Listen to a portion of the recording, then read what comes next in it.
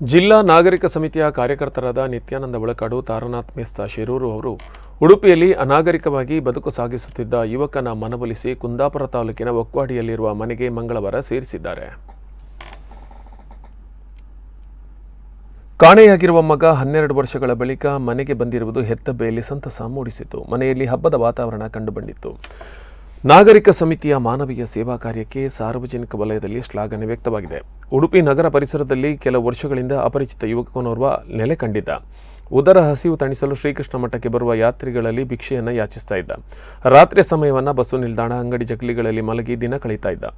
ರಾತ್ರಿ ಹೊತ್ತು ಯುವಕ ಅನುಮಾನಾಸ್ಪದವಾಗಿ ತಿರುಗಾಡುವ ಸಮಯದಲ್ಲಿ ಗಸ್ತು ಪೊಲೀಸರ ಲಾಠಿಯ ರುಚಿಯನ್ನು ಹಲವಾರು ಬಾರಿ ಕಂಡಿದ್ದ. ಮನೆ ಸೇರುವಂತೆ ಪೊಲೀಸರು ಬುದ್ಧಿ ಹೇಳಿ ಪ್ರಯಾಣದ ಖರ್ಚಿಗೆ ಹಣವನ್ನು ನೀಡಿದ್ರು. ಆದರೆ ಯುವಕ ಮಾತ್ರ ಅಲೆಮಾರಿಯಂತೆ ದಿನಗಳನ್ನು ಕಳೆಯುತ್ತಾ ಇದ್ದ. ಸದೃಢ ಯುವಕನ ಭಿಕ್ಷಾಟನೆ ಕಂಡು ನಾಗರಿಕ ಸಮಿತಿಯ ಕಾರ್ಯಕರ್ತರು ಭಿಕ್ಷಾಟನೆ ನಿಷೇಧ ಕಾಯ್ದೆ ಜಾರಿಯಲ್ಲಿದೆ, ಭಿಕ್ಷೆ ಬೇಡುವುದು ಅಪರಾಧವಾಗಿದೆ, ಶಿಕ್ಷೆಗೂ ಗುರಿ ಆಗಬೇಕಾಗುತ್ತೆ ಹೀಗೆಂದು ಬುದ್ಧಿ ಹೇಳಿ ಯುವಕನ ಮನವೊಲಿಸಿದ್ದಾರೆ.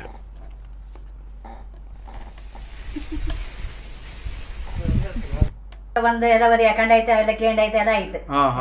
ಎಲ್ಲೋ ನಿಮ್ಗೆ ಮಗ ಎಲ್ಲಿದ್ದ ಅಂತ ಗೊತ್ತಿರ್ಲಿಲ್ಲ? ಗೊತ್ತಿಲ್ಲ. ನಾವು ಕುಂದಾಪುರ ಪೊಲೀಸ್ನವರ ಎಲ್ಲ ಕೇಳಿದ್ವಿ. ಅಲ್ಲಿ ಕಂಪ್ಲೇಂಟ್ ಎಲ್ಲಾರು ಕೊಟ್ಟಿರ? ನಾವು ಕಮಿಟ್ ಕೊಡ್ಲ ಬೇಡ ಅಂದಿಕ್ಕೆ ಸುಮ್ನೆ ಅವರೇ ಬೇಡ ಅಂದ್ರ ಕಂಡ್ರೆ ನಾವು ಏನ್ ಮಾಡ್ತೇವೆ ಅಂದ್ರೆ ಕಡೆ ಕರ್ಕೊಂಡು ನಿಂದ ಕೇಸಿಂದ ಒಂದ್ಸತಿ ಕರ್ಕೊಂಡ್ ಬಂದಿತ್ತು. ಸಾಧಾರಣ ಈಗ ಮಗನಿಗೆ ಎಷ್ಟು ಪ್ರಾಯ ಈಗ? ಈಗ ಅಂದ್ರೆ ನೀವು ಅದಕ್ಕೆ ವಾಪತ್ತಿಗೆ ಒಂದು 25 ವರ್ಷ, ಈ ಒಂದು 7 ವರ್ಷ ಆಯ್ತು ಬಿಡಿ. 12 ವರ್ಷ 12 ಮೇಲೆ ಆಯ್ತು. ಹೌದೌದು. ಮದಿಗಿದೆ ಅಂತ ಆಗಿಲ್ಲ ಅವನಿಗಲ್ಲ?